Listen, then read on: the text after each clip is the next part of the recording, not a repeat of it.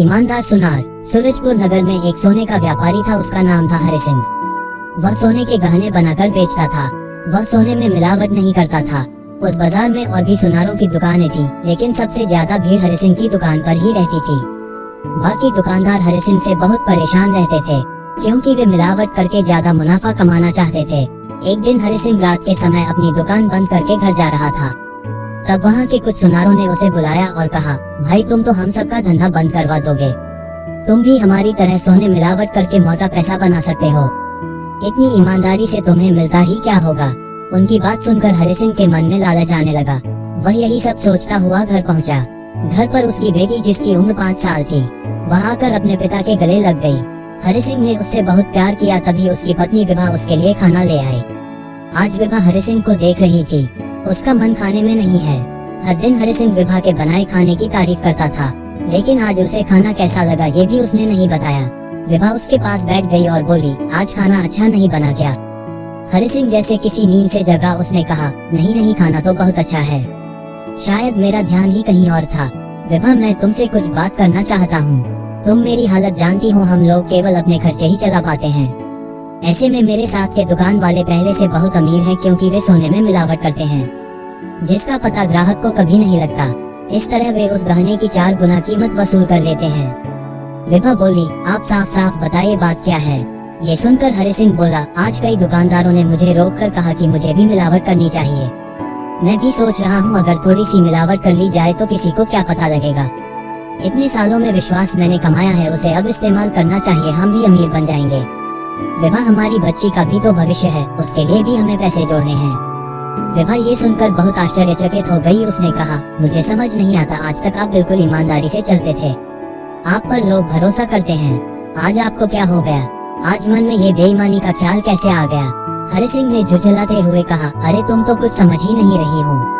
हमें अपनी बच्ची के भविष्य के लिए ये काम कर लेना चाहिए। कुछ साल ऐसा करके हमारे पास पैसा आ जाए, फिर हम ये सब नहीं करेंगे। ये सुनकर विभा को बहुत गुस्सा आया। उसने कहा, क्या आप अपनी बच्ची को चोरी के पैसों से पाल पोस कर बड़ा करेंगे? ये तो सही नहीं है।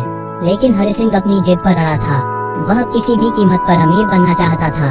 उसने विभा से आगे बात करना ठीक नहीं समझा और चुपचाप खाना खाकर सोने चला गया। विभा उसके इस तरह के इरादे से बहुत सदमे में थी। उसे लग रहा था कि कहीं इन पैसों से उनके घर का सुख चैन न चला जाए। अगले दिन हरि सिंह दुकान पर गया और अपने कारीगर से सोने के जेवर में मिलावट करने के लिए कहा। कारीगर ने थोड़े से तांबे की मिलावट करके जेवर बना दिए। अगले दिन ग्राहक जब अपने जेवर लेने आए तो बोले, भाई हरि सिंह जी, मेरे बेटे की शादी है, इसीलिए मैंने ये जेवर बनाए हैं।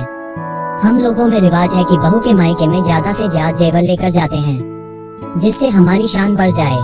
हरि सिंह ने जेवर दे दिए और पैसे लेकर रख लिए। शाम को उसके कारीगर ने बचा हुआ सोना हरि सिंह को दे दिया। हरि सिंह सोना लेकर घर आ गया। उसे अब ये लग रहा था कि अगर इतना ही सोना रोज बच जाए तो वह बहुत अमीर बन जाएगा। कुछ दिन बाद इस बने जेवर से ही गहने बनाकर बेच दूंगा। उस रात हरि सिंह अपने भविष्य के बारे में सोचकर खुश हो रहा था। इधर विभा को जब ये पता लगा तो वह बहुत परेशान हो गई। उसने हरि सिंह को फिर से समझाने की कोशिश की, लेकिन उसने अपनी पत्नी को मूर्ख बताया और वह सो गया। रात को उसने सपना देखा कि उसकी बेटी बड़ी हो गई और उसका विवाह का दिन आ गया। जिस दिन उसका विवाह था, उसी दिन हरि सिंह की चोरी का पता लड़के वालों को लग जाता है और वे बारात वापस ले जाते हैं। हरि सिंह की आंख खुली, वह पसीने में नहा गया था। उसने विभा को सपने के बारे में बताया। विभा ने कहा, आपकी ईमानदारी ही हमारे लिए सबसे बड़ी दौलत है, ये काम छोड़ दीजिए। हरि सिंह बोला, हाँ, अब मैं आगे से कभी ये काम नहीं करूँगा, लेकिन अब इस सोने का क्या करूँ? सेठ जी को वापस करना ही सही रहेगा, लेकिन वो मेरी बात पर विश्वास नहीं करेंगे।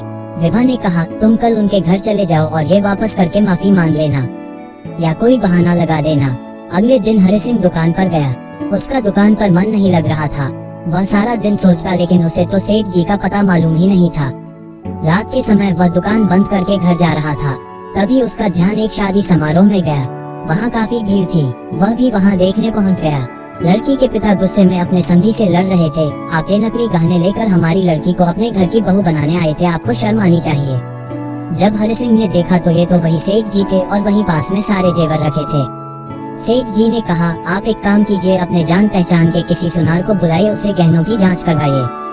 सुनार को बुलाया गया। उसने गहनों की जांच की और कहा, इनमें कुछ मिलावट है, ये सुनकर सेठ जी को बहुत गुस्सा आया। वे बोले, माफ कीजिए समधी जी, ये धोखा मुझे उस हरि सिंह सुनार ने दिया है। मैं कल ही उसकी दुकान बंद करवा दूंगा, उसे जेल करवा दूंगा।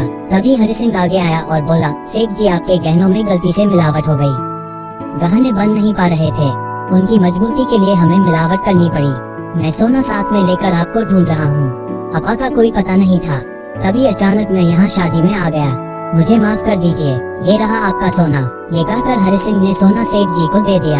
सुनार ने सोना तोला तो बराबर मिलावट के जितना था। सेठ जी ने कहा, अगर तुम समय पर नहीं आते तो समाज में मेरी बहुत बेइज्जती हो जाती। लड़की के पिता ने सेठ जी से माफी मांगी और विवाह की रस्में शुरू हो गयी। हरि सिंह घर आया। आज वह बहुत खुश था। उसने सारी बात विभा को बताई। विभा बोली, देखा आपकी जरा सी बेईमानी से एक शादी टूट जाती और अगर इस सब में सेठ जी को कुछ हो जाता तो उनकी मौत के जिम्मेदार भी आप होते। हरि सिंह बोला, हाँ अब मैं आगे से कभी ऐसा काम नहीं करूँगा। अगले दिन से वह सबको ईमानदारी से गहने बेचने लगा।